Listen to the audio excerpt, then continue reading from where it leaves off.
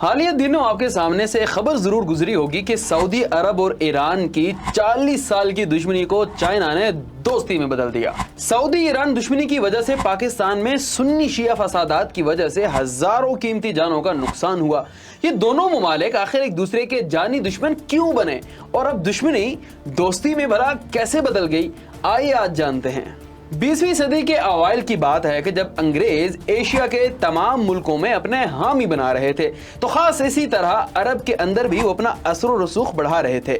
1909 میں سلطنت عثمانیہ کے خلافت کے زیر انتظام عرب کے شہر ریاض میں ایک بڑا ہنگامہ برپا ہوتا ہے۔ اس ہنگامے کے نتیجے میں خلافت عثمانیہ کے ہمدرد اور وفادار گروپ کو شکست ہوتی ہے اور آل سعود نامی خاندان کے ایک شخص جس کا نام عبدالعزیز تھا، اس نے شہر ریاض کا کنٹرول سنبھال لیا۔ دیکھنے میں یہ ایک چھوٹا سا شہر تھا، مگر اس شخص کی جیت اور حوصلے نے انگریزوں کی توجہ اپنی طرف ضرور مبذول کروا لی۔ انگریز سرکار کا باقاعدہ طور پر عبدالعزیز سے رابطہ دسمبر 1910 میں ہوا اور اس رابطے کے سہولت کار اس وقت کے انگلش پولیٹیکل ایجنٹ برائے کویت WH شیکسپیئر تھے۔ گزٹ آف انڈیا 7ویں ایڈیشن میں یہ بات لکھی گئی ہے کہ انگریز سرکار نے WH شیکسپیئر کی مدد سے 1914 تک یعنی کہ 1914 تک عبدالعزیز سے 17 ملاقاتیں کی اور ان کو مکمل طور پر اپنا حمایتی بنا لیا۔ یہاں ذرا پہلی عالمی جنگ کے احوال سمجھنے سے بات ذرا سمجھنا آسان ہو جائے گی۔ پہلی عالمی جنگ میں ترکی جو کہ سلطنت عثمانیہ کا مرکز تھا، انگریزوں کے مخالفین کے بلاک میں شامل ہو جاتا ہے۔ انگریز سرکار کو یہ بات شدید ناگوار گزری اور جنگ کے اختتام پر اس نے خلافت عثمانیہ کے زیر اہتمام و انتظام علاقوں کا شیرازہ بکھیر دیا۔ اس سلسلے کی کڑی کے طور پر مقدس سرزمین مکہ و مدینہ سے بھی خلافت عثمانیہ کا کنٹرول ختم ہو گیا۔ انگریز اس بات کا تہیہ کر چکے تھے کہ سلطنت عثمانیہ سمیت کوئی بھی مسلم قوت ان کی راہ میں حائل نہ ہونے پائے۔ اس پروگرام کے تحت تخت عثمانیہ سے چھنے گئے علاقوں کا کنٹرول انگریزوں کے حامیوں کو ہی دیا گیا اور خاص اس طرح مکہ و مدینہ سمیت عرب کے چند شہر آل سعود کے حصے میں آئے۔ پھر تاریخ نے دیکھا کہ 23 دسمبر 1932 کو موجودہ سعودی عرب کا قیام عمل میں لایا گیا اور آل سعود سے تعلق رکھنے والے عبدالعزیز جو کہ انگریزوں کے وفادار تھے، ان کو نئے بننے والے ملک یعنی کہ سعودی عرب کا بادشاہ بنا دیا گیا۔ چونکہ اس سرزمین پر مسلمانوں کے سب سے مقدس شہر مکہ اور مدینہ بھی موجود تھے اور ہیں بھی، تو مغربی قوتوں نے خاص طور پر اس سرزمین کا کنٹرول اپنے ہی حامیوں کو دینا مناسب سمجھا۔ یہ تو تھی اس وقت کی بات کہ سعودی عرب میں کیا چل رہا تھا۔ اب ذرا ناظرین دیکھتے ہیں کہ اور اس بات کو سمجھتے ہیں کہ اس دور میں ایران میں کیا چل رہا تھا۔ اس وقت ایران میں پہلوی خاندان کی حکومت تھی جو ایک سیکولر طرز سے معاملات چلا رہے تھے اور اس دور کی اگر آپ ویڈیوز یا تصاویر دیکھیں تو آپ سمجھیں گے کہ شاید آپ کسی یورپین ممالک کے ساحلی علاقے کو دیکھ رہے ہیں۔ خیر، اس وقت ایران کا مکمل طور پر مغربی قوتوں کی پشت پناہی حاصل تھی۔ اس مشترکہ پشت پناہی کی وجہ سے پہلوی خاندان اور سعودی خاندان یعنی سعودی عرب اور ایران کے تعلقات خاصے خوشگوار تھے۔ سعودی عرب اور ایران کے خوشگوار تعلقات میں اس وقت ایک ناخوشگوار موڑ آیا جب ایران نے جنوری 1979 یعنی کہ 1979 میں شیعہ عقائد رکھنے والی شخصیت خمینی کی رہنمائی میں خمینی انقلاب یا جسے ایرانی انقلاب کہا جاتا ہے برپا ہوا۔ شاہ ایران جو کہ پہلوی خاندان سے تعلق رکھتا تھا، اس کی حکومت کا خاتمہ کر دیا گیا۔ شاہ ایران یعنی رضا شاہ پہلوی کی حکومت کے خاتمے کے بعد جہاں دنیا بھر میں ایک بھونچال آیا، وہیں سعودی عرب میں بھی شدید تحفظات پائے گئے۔ ان تحفظات کی دو بنیادی وجوہات تھی۔ پہلی وجہ سعودی حلیف رضا شاہ پہلوی کی حکومت کا خاتمہ، تو دوسری وجہ شیعہ حکومت کا قیام تھا جو ایک مسلم ریاست ہونے کے باوجود سعودی عرب کو منظور نہیں تھا۔ الغرض انقلاب ایران کے بعد سے ہی ایران اور سعودی عرب کے تعلقات کی خرابی کا آغاز ہوا۔ اب ہم بات کرتے ہیں کہ انقلاب ایران سے 2023 تک یعنی کہ آج تک دونوں ممالک کے درمیان تعلقات کیسے رہے اور کب ان میں کس طرح کا اتار چڑھاؤ آیا۔ انقلاب ایران کے بعد عوام نے امریکی سفارت خانے پر قبضہ جما لیا، چونکہ ایرانی عوام کا خیال تھا کہ رضا شاہ پہلوی کی حکومت کے پیچھے امریکہ اور دیگر مغربی قوتوں کا ہاتھ ہے۔ چنانچہ پہلوی حکومت کے خاتمے کے فوراً بعد ایرانی عوام نے امریکہ سے شدید نفرت کا اظہار کیا اور اسی نفرت کے تناظر میں 4 نومبر 1979 کو تہران میں موجود امریکی سفارت خانے پر قبضہ کیا۔ اس قبضے کے بعد 5 نومبر 1979 کو سعودی وزارت خارجہ نے اس حوالے سے ایک مذمتی بیان جاری کیا۔ اس مذمتی بیان کو ایران میں شدید ناپسند کیا گیا اور اگلے دن یعنی کہ 6 نومبر 1979 کو ایران کے عالمی امور کی وزارت نے اس بیان کو ایران کے اندرونی معاملات میں مداخلت قرار دیا اور یوں سعودیہ اور ایران کے مابین ایک لفظی لڑائی کا آغاز ہوا۔ دو ممالک کے درمیان کشیدگی مزید بڑھی جب ایران عراق جنگ کا واقعہ پیش آیا۔ ایران سعودی کے درمیان اعلانیہ رقابت کا آغاز ایران عراق جنگ کے دوران ہوا، جب سعودی عرب نے بانگ دہل عراق کی حمایت کا اعلان کیا۔ سعودی عرب نے مغربی ممالک کی ایما پر نہ صرف عراق کی زبانی حمایت کی بلکہ بہت سے ہتھیار بھی عراقی افواج کو فراہم کیے۔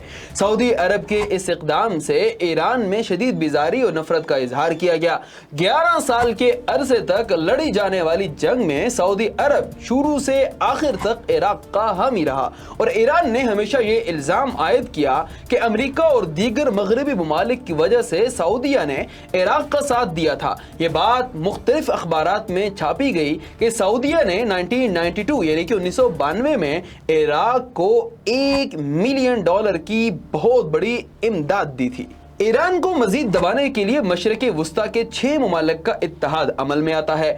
مئی 1981 یعنی کہ 1981 میں مشرق وسطی کے 6 اہم ممالک سعودی عرب، متحدہ عرب امارات، قطر، کویت، عمان اور بحرین نے گلف کونسل کے نام سے ایک علاقائی تنظیم کی بنیاد رکھی۔ اس کونسل کا بنیادی مقصد ایران میں برپا ہونے والے انقلاب کے اثرات کو روکنا تھا۔ یہ بگڑے تعلقات مزید خراب اس وقت ہوئے جب 1984 یعنی کہ 1984 میں سعودی عرب کی جانب سے ایران کے طیارے کو گرایا گیا۔ مئی 1984 کو آخری ہفتے میں ایران نے خلیج فارس یعنی کہ پرشین گولف میں سعودی عرب کے ایک بحری جہاز پر حملہ کیا جو تیل سے لدا ہوا تھا۔ ایران نے اس کارروائی کو بدلے کا نام دیا۔ اس کا خیال تھا کہ عراق کی جانب سے ایران کے بحری جہازوں پر کیے جانے والے حملوں میں سعودی عرب کا ہاتھ ہے۔ ایران کے اس حملے کے نتیجے میں سعودی عرب کو ایک بار پھر جواب دینے کا فیصلہ کر چکا تھا اور اس فیصلے کو 5 جون 1984 کو عملی جامہ پہنایا گیا جب سعودی عرب نے اپنے حدود پر پرواز کرنے والے ایک ایرانی طیارے کو مار گرایا۔ اس مشکی جہاز میں 2 پائلٹ سوار تھے جو موقع پر ہی دم توڑ گئے۔ اس واقعے سے بھی دونوں ممالک کے مابین فاصلے اور بھی بڑھ گئے۔ اس دوران ایک ایسا واقعہ پیش آیا جس نے پوری مسلم امہ کے دل دہلا کر رکھ دیے اور وہ واقعہ تھا ایرانی حجاج کی مکہ میں اموات کا واقعہ۔ دونوں ممالک کے درمیان تلخ تعلقات کے باوجود سعودی عرب نے کبھی بھی ایرانی حجاج پر پابندی عائد نہیں کی تھی اور 1981 سے ایران سے آنے والے شیعہ زائرین امریکہ اور اسرائیل کے خلاف دوران حج نعرے بلند کرتے تھے۔ سعودی حکومت نے کئی سالوں تک اس حرکت کو بغیر چوں چراں کیے برداشت کیا، مگر 1987 یعنی کہ 1987 کے حج کے دوران سعودیوں کے صبر کا پیمانہ لبریز ہوا اور انہوں نے حرم کے اندر کسی بھی ملک کے خلاف نعرہ بازی کو غیر قانونی قرار دیا۔ دوسری طرف ایرانی زائرین اپنی ضد پر اڑے ہوئے تھے۔ 31 جولائی 1987 کے روز ایرانی حجاج نے حسب سابق ان مخصوص نعروں کو بلند کیا۔ سعودی پولیس جو کہ اس حرکت کے ارتکاب کرنے والوں کے طاق میں تھی فوراً ایران کے ان حجاج پر جھپٹ پڑی اور یوں مقام حج جنگ کا میدان بن گیا۔ دونوں فریقین یعنی ایرانی حجاج اور سعودی پولیس ایک دوسرے پر ٹوٹ پڑے۔ چونکہ ایرانی نہتے تھے اس لیے اس لڑائی میں سب سے زیادہ نقصان بھی ایرانیوں کا ہوا۔ سعودی حکومت نے 33 جولائی 1987 کو اس حوالے سے اپنی رپورٹ میں کہا کہ اس ہنگامے میں ایران کے 402 حجاج کی اموات واقع ہوئی، جبکہ ایران نے دعویٰ کیا کہ اس کے 600 حجاج کی موت واقع ہوئی ہے۔ اس واقعے نے رہی سہی کسر پوری کی اور دونوں ممالک کے درمیان تعلقات ایک بار پھر بدترین نہج پر پہنچ گئے۔ اس دردناک واقعے کے بعد ایران کی جانب سے حج کا بائیکاٹ کیا گیا۔ 1987 کے اس المناک واقعے کے بعد سعودی حکومت سے حفاظتی اقدام کے طور پر حج کے دوران ایرانی ویزوں میں نمایاں کمی کا اعلان کیا گیا۔ سعودی عرب کے اس قدم پر ایران ایک بار پھر سیخ پا ہوا اور اس نے 1988 سے 1990 تک حج سے بائیکاٹ کیا اور یوں ایک بار پھر دونوں ممالک ایک دوسرے کو آنکھیں دکھانے لگے۔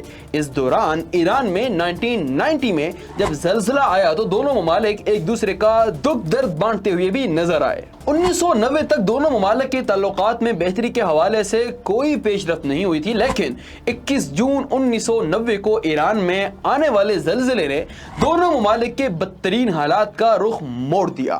اس زلزلے میں 40,000 کے قریب لوگوں کا جانی نقصان ہوا اور کروڑوں لوگ بے گھر ہوئے تھے۔ اس مشکل گھڑی میں سعودی عرب آگے بڑھا اور فراخ دلی کا مظاہرہ کرتے ہوئے ایران سے نہ صرف ہمدردی کا اظہار کیا بلکہ کروڑوں ڈالرز کی امداد بھی بھیجی۔ ایرانی عوام نے اس امداد اور ہمدردی کے جذبے کا خیر مقدم کیا۔ یوں دونوں ممالک کے درمیان شدید تعلقات میں نمایاں بہتری آئی اور شاید انقلاب کے بعد یہ پہلا موقع تھا جب دونوں ممالک اس قدر قریب آئے تھے۔ 1990 کے زلزلے کے بعد سعودی عرب کی جانب سے شروع ہونے والا خیر سگالی کا پیغام مبارک ثابت ہوا۔ اسی خیر سگالی کے نتیجے میں دونوں ممالک کے وفود نے مخالف ملک کا دورہ کیا اور 1991 یعنی کہ 1991 میں دونوں ممالک کے درمیان سفارتی تعلقات بحال ہو گئے۔ جب ایران و سعودی کے تعلقات میں بہتری کی بات کی جائے تو سابق ایرانی صدر اکبر ہاشمی رفسنجانی کا ذکر کرنا ضروری ہے۔ انہوں نے اپنے دور حکومت میں جو کہ 1989 سے 1997 تک تھا ہر ممکن کوشش کی تھی کہ سعودی عرب سے بہتر تعلقات رکھے جائیں۔ ان کے دور میں ایران و سعودیہ کے مابین تقریباً ایک دہائی کے بعد تجارت کا دوبارہ آغاز ہوا اور اس سے بھی بڑھ کر دونوں ممالک کے درمیان براہ راست ہوائی جہاز بھی چلنے لگے تھے۔ ان اقدامات سے دونوں اسلامی ممالک ایک بار پھر ایک دوسرے کو امن کی نگاہ سے دیکھنے لگے تھے۔ جہاں ایران کے صدر ہاشمی رفسنجانی نے دوستی کا ہاتھ بڑھایا، وہیں سعودی ارباب اختیار بھی اس معاملے میں پیچھے نہ رہے۔ 1997 میں تہران میں ہونے والی OIC کی سالانہ میٹنگ میں سعودی عرب کے اس وقت کے ولی عہد شہزادہ عبداللہ نے بھی شرکت کی تھی اور یہ دورہ کسی سعودی بڑے عہدیدار کے انقلاب کے بعد ایران کا پہلا دورہ تھا۔ یقیناً اس دورے کے بعد دونوں ممالک کے درمیان اعتماد کی فضا میں اضافہ ہوا تھا۔ 18 اپریل 2001 میں دونوں ممالک نے ایک سیکورٹی پیکٹ کا معاہدہ کیا۔ اس معاہدے کے متن کے مطابق دونوں ممالک اس بات پر راضی ہوئے تھے کہ ایک دوسرے کی سلامتی کی خاطر مل کر منشیات کی روک تھام میں بھی ایک دوسرے کا ساتھ دیا جائے گا۔ اس طرح دونوں ممالک محتاط انداز میں ایک دوسرے سے تعلق رکھے ہوئے تھے۔ 2005 میں ایران میں صدارتی انتخابات ہوئے جس میں سخت روح احمدی نژاد کو ایران کا صدر منتخب کیا گیا۔ شاید یہیں سے دونوں ممالک یعنی ایران و سعودی عرب کے مابین تعلقات ایک بار پھر خراب ہونا شروع ہوئے، چونکہ احمدی نژاد نے اقتدار سنبھالتے ہی ملک کی فارن پالیسی میں کچھ نمایاں بڑی چیدہ تبدیلیاں عمل میں لائیں۔ ان تبدیلیوں کے نتیجے میں ایران نے ہمسایہ ممالک عراق، لبنان، فلسطین اور افغانستان میں اپنی پراکسی وار شروع کی۔ ایران کا یہ قدم سعودی عرب کو سخت ناپسند آیا اور اس نے اپنے تحفظات تہران تک پہنچائے مگر تہران سے کوئی جواب موصول نہ ہوا۔ 2011 میں عرب ممالک میں تبدیلیوں کی ہوا چل پڑی۔ دہائیوں سے حکومت کرنے والوں کے تخت الٹ گئے۔ تبدیلی پذیر ممالک میں سے ایک ملک بحرین بھی تھا۔ بحرین میں حکومت سنی شاہی خاندان کی تھی اور اس کے خلاف احتجاج کرنے والے اکثریتی رہنما شیعہ مسلک سے تعلق رکھتے تھے۔ ان ہنگاموں کے دوران سعودی عرب نے ایران پر بحرینی باغیوں کی پشپنائی کا الزام لگایا، جسے تہران نے نہ صرف یکدم مسترد کر دیا بلکہ سعودی رویے کی سخت مذمت بھی کی تھی۔ یوں دونوں ممالک ایک بار پھر ایک دوسرے کے آمنے سامنے کھڑے ہو گئے۔ 2012 میں اپریل کے اوائل سے سعودی عرب میں شیعہ مسلک سے تعلق رکھنے والے افراد کے مظاہرے شروع ہوئے۔ سعودی عرب نے ایران کو ان مظاہرین کی سپورٹ کا الزام لگایا اور ان مظاہرین کو سختی سے کچلنا شروع کیا۔ ایران ایک شیعہ ریاست کے طور پر آگے بڑھا اور ان مظاہرین کے خلاف کی جانے والی کارروائیوں کی نہ صرف مذمت کی بلکہ ان مظاہرین کی آواز تمام عالمی فورمز تک پہنچانے کی کوشش بھی کی۔ سعودی عرب نے اس قدم کو ملکی معاملات میں مداخلت قرار دے کر مسترد کر دیا اور اس واقعے سے دونوں ممالک کے تعلق میں مزید ابتری آئی۔ سعودی عرب میں ہونے والے مظاہروں کی قیادت ایک شیعہ عالم شیخ النمر کر رہے تھے۔ 2014 میں جب ان کو ان مظاہروں میں شرکت کرنے اور لوگوں کو اکسانے کے جرم میں سزائے موت سنائی گئی تو ایک بار پھر ایران آگے بڑھا اور اس سعودی قدم کی بھرپور مذمت کی۔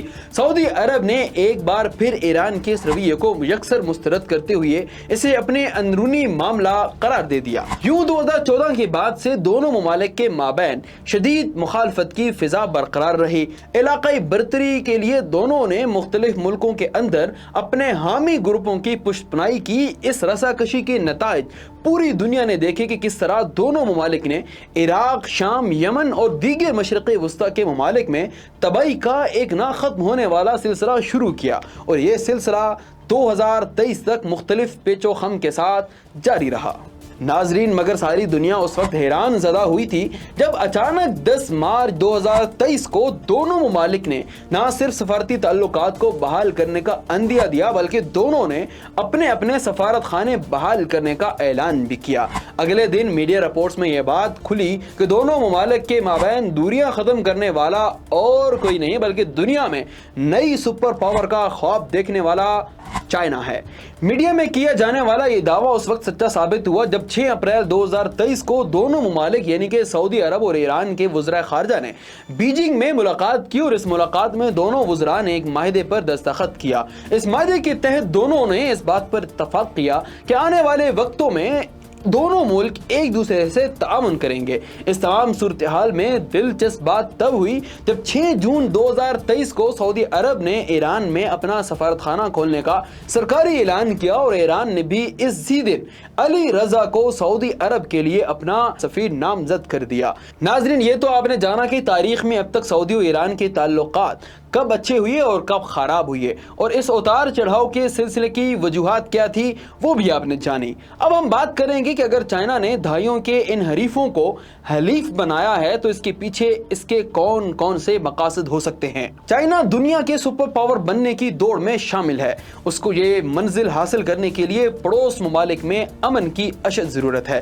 تاکہ وہ اپنی سرحدوں کے بجائے اپنے تمام تر توانائیاں ترقی اور خوشحالی پر صرف کرے۔ اگر چائنا کے قریب کے ممالک امن سے رہیں گے تو چائنا بھی کسی خوف و خطر کے بغیر اپنا سفر جاری رکھ پائے گا۔ چین اس وقت صنعتی اعتبار سے دنیا کا سب سے بڑا ملک ہے، اسی لیے دنیا کا سب سے بڑا آئل کنزیومر بھی ہے۔ مشہور اقتصادی ویب سائٹ اسٹیٹسٹا کے مطابق چائنا روزانہ 15.44 ملین بیرل تیل استعمال کرتا ہے۔ یاد رہے کہ چائنا اپنی اس ضرورت کا پورا کرنے کے لیے مشرق وسطی کے ممالک پر انحصار کرتا ہے۔ اگر مشرق وسطی کا امن برقرار رہے گا تو اسے سستے تیل کی فراہمی میں کوئی مسئلہ نہیں ہوگا۔ دوسری طرف اسی میں اگر امن و امان کی صورتحال مخدوش ہوتی ہے تو چین کو کروڈ آئل کے حصول میں مشکل پیش آ سکتی ہے، اور یوں اس کی صنعتی ترقی کا دار و مدار پرامن مشرق وسطی پر بھی ہے۔ اب یہاں پر یہ ایک بات کہنے کی ہے کہ ایران دہائیوں سے روس کا حلیف ہے اور سعودی امریکہ کا، مگر ان دونوں نے چائنا کی بات کیوں مان لی؟ اس کا جواب ہم یوں دے سکتے ہیں کہ چین ایک ایسا ملک ہے جس پر دونوں ممالک کا بھرپور اعتماد ہے۔ اس کے علاوہ چین نے برسوں سے ایران کی کرنسی کو سپورٹ کیا ہے، اور سعودیہ سے نہ صرف وہ ایک بہت بڑی مقدار میں تیل خریدتا ہے بلکہ ان دونوں کے سفارتی تعلقات بھی مثالی ہیں۔ یوں چائنا کی وجہ سے دونوں ممالک ایک بار پھر سے قریب ہوئے ہیں۔ ناظرین، لیکن اب دیکھنا یہ ہے کہ دونوں ممالک کی قربت سے کیا پاکستان میں شیعہ سنی اختلافات کم ہوتے ہیں، اور باقی مسلم دنیا میں پاک سعودی عرب کی دوستی کا کیا اثر ہوتا ہے۔